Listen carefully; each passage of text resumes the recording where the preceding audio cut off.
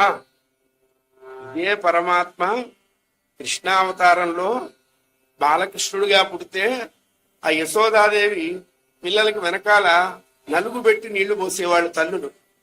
ఇప్పుడు అవకాశం తల్లులకి లేదు, పోయించుకునే అదృష్టం పిల్లలకి లేదు.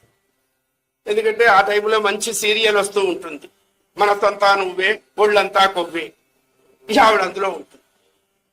వాడు నానిపోతూ ఉంటాడు, లేకపోతే ఏదో సెల్ ఫోన్లో టెక్స్టులు చేస్తూ ఉంటుంది. వాడు పక్కన కూర్చొని దయచేసి ఎవరైనా మా అమ్మకి మెసేజ్ పంపించండి, నేను ఇక్కడ నీళ్ళల్లో నానుతున్నాను అని పెడతాడు. అది ఇప్పుడు పిల్లలకి నలుగు పెట్టి నీళ్లు వేసే రోజులు లేవుగా అసలు. అవన్నీ అయిపోయినాయి.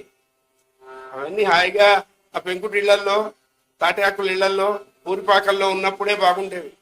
సాయంత్రం వేళ కాగానే చింత చెట్టు కింద మంచాలు వేసుకొని పడుకొని. అప్పట్లో సీసీ కెమెరాలు లేవు, ఇళ్లలో ఉన్న పెద్దవాళ్లే గడపల మీద కూర్చునేవాళ్ళు. అవే సీసీ కెమెరాలు. ఆ ఆనందం ఇప్పుడేం లేదుగా.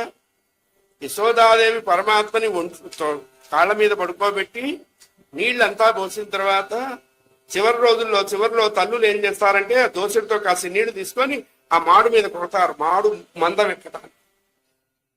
యశోదాదేవి ఆ మాడు మీద నీళ్లు కొడితే అన్నట్ట పరమాత్మ. వ్యాసుల వారు చెప్పారట, ఒరే కృష్ణ, ఇంతకంటే నటుడు ఎవరూ లేరురా. యజ్ఞవరాహమూర్తిగా ఉన్నప్పుడు 7 సముద్రాల నీళ్లు చాలేదా? ఇప్పుడు మీ అమ్మ దోసి నీళ్లు నెత్తిని కొట్టంగానే అబ్బబ్బా నీకు భాస్కర్ వార్డు ఇవ్వాలరా అంటే అది పరమాత్మ యొక్క లీలా విభూతి.